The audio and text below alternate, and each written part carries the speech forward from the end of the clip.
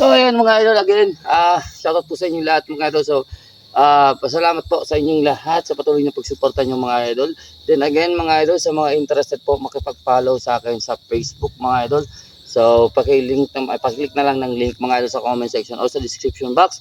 O pass ka na lang ito mga idol ng QR code natin mga idol para madiretso na kayo dun sa ating Facebook page mga idol, or Facebook atin mga idol. So sa mga interested po bumili sa atin ng Astro 18 PSP pellets mga idol, and yung available natin dito mga idol na scope. So kung interested po kayo din sa silencer mga idol, ay wala na akong silencer.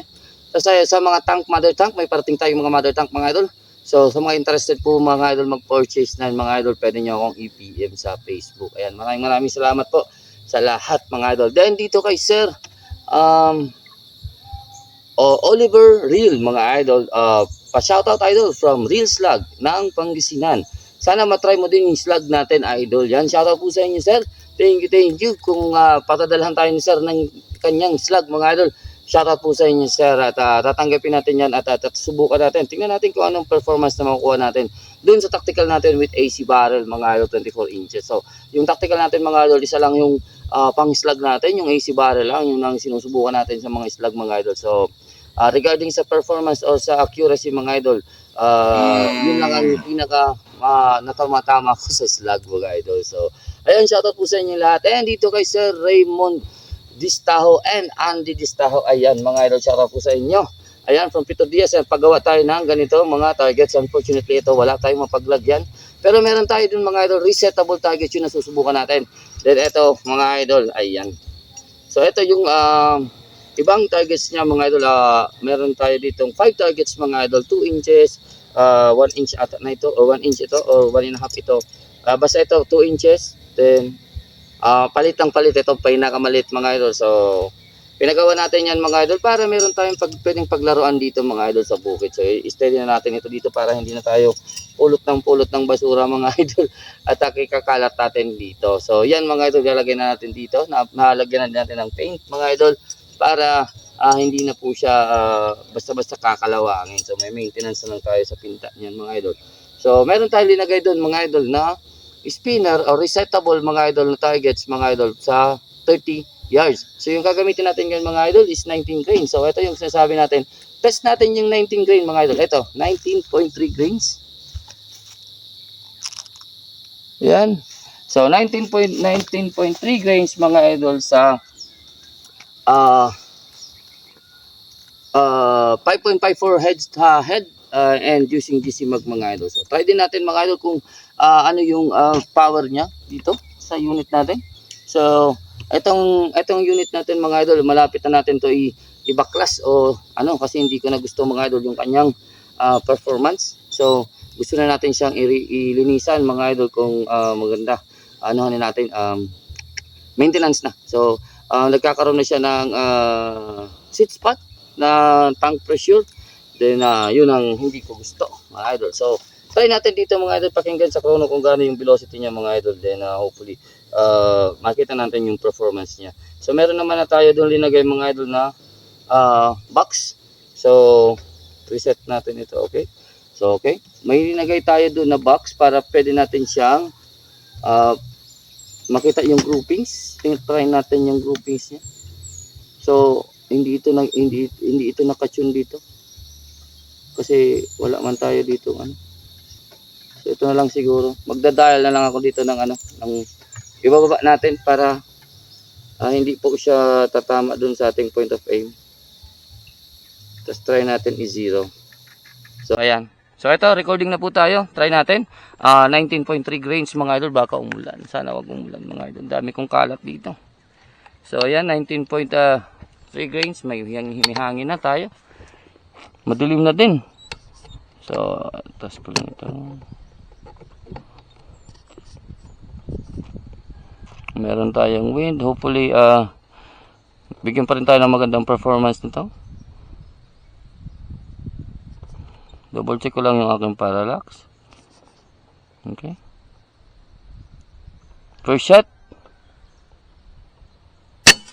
965. Okay, 965, 19 grain ito.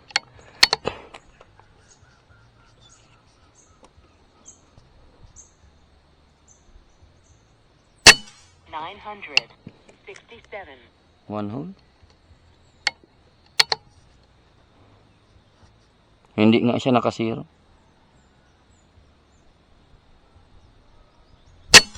965.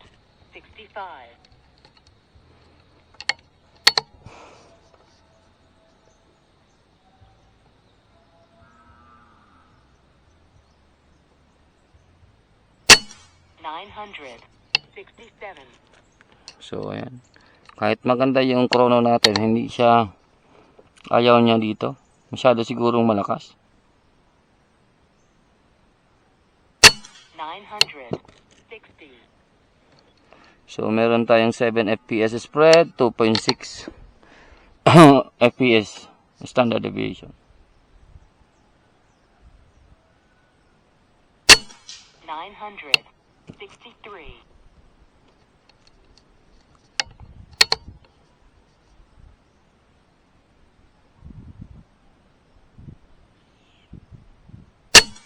963.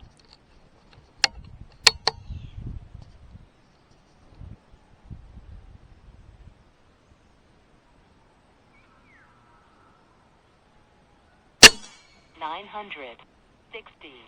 So, masyadong mataas yung ating palo, mga idol. Masyadong malakas. So, try natin. Ay, bakit po?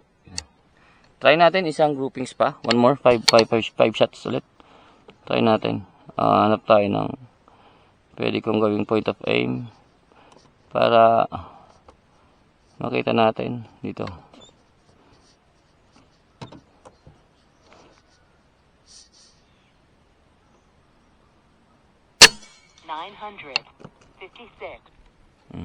May 956 ako.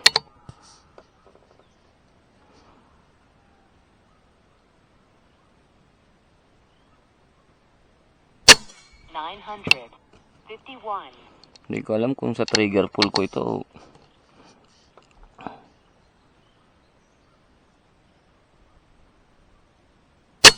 949. So, hindi na siya talaga maganda.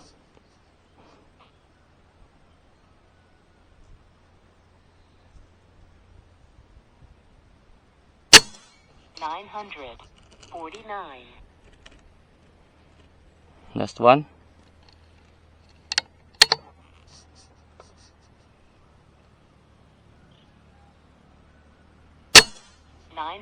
Okay. 46. So, try nga natin ito mga idol na 18.5 grain kasi alam ko dito ito nakani. So, try natin ito din. Pakinggan natin yung FPS niya. Kasi feeling ko 19 grain eh. So, feeling ko ang taas nito. Feeling ko ano dito. Parang aabot ito na 970. Dapat hindi siya ganun. Dapat mag-average velocity natin sa 18.5 is 958. So, expected ko dapat pag 19 grains, nasa 930 lang tayo mga idol.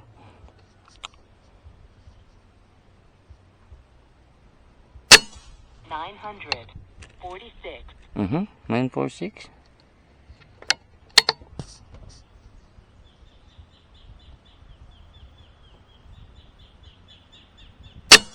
944.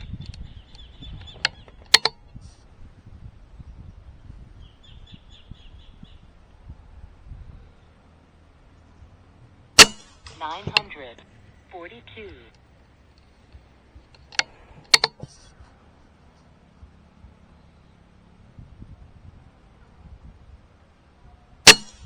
942.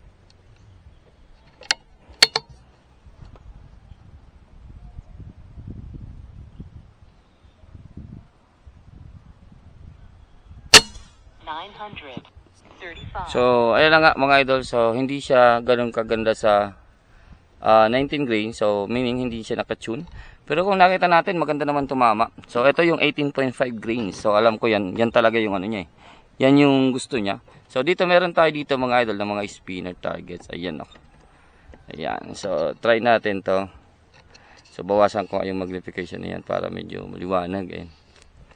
Nakakita natin. So, hindi ako nakapag-zero. Try natin. Ito ang gagamitin natin, 19 grains. Zero ko lang. Kasaglit.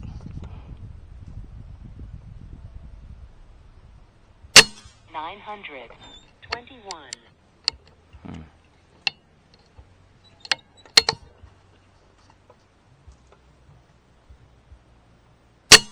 926. Okay. Okay. Try natin ito kung gagana ito. Ito mga idol na target is reset. Nare-reset. So, hopefully maganda yung performance ito. Try natin. So, meron tayo ditong 8 targets. Then, hopefully mare-reset ito pag... 914. Wow.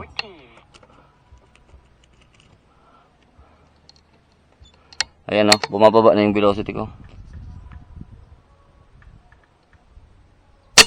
900. Yan. Kung napapansin natin mga idol, umaakyat siya sa taas. Ayan o. Bawasan natin. Ayan o. Umakyat na sa taas.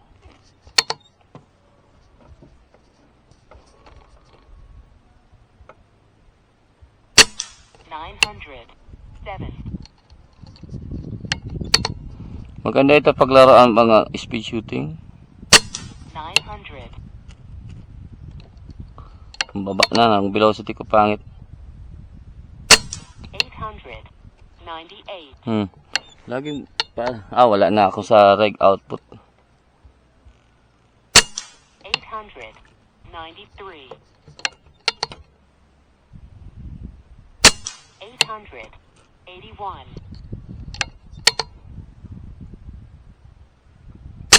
800. Nalaglag yung isa. So, meron tayo dito mga idol na reset yan o. So, dapat pag binaril ko ito, mabalik yung lahat. 875. Yun, tinamaan naman yan eh.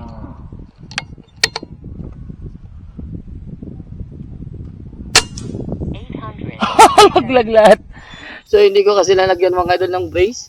Yung brace, dapat kasi meron siyang brace sa gitna mga idol para hindi siya malaglag. So, ginanyan ko lang, pinasplit ko lang yung stand niya mga idol just for the sake na gusto natin subukan mga idol. Pero ayun, hindi niya kinaya yung persa ng unit. Pero ito, ano na siya mga idol, wala nang laman yung ating tank mga idol. So, hindi maganda. So, yung performance natin sa 19 grain hindi ko alam. So, kargahan natin para makita natin ulit yung 19 grain kung paano tumamat. I-reset natin yung target natin doon. Ulitin na lang natin kasi hindi ko napansin yung tank hindi pala natin na refillan ito. So, gamit ko pa ito nung nakaraan mga idol. So, akala ko na load na natin. So, ayan, stay tuned lang mga idol.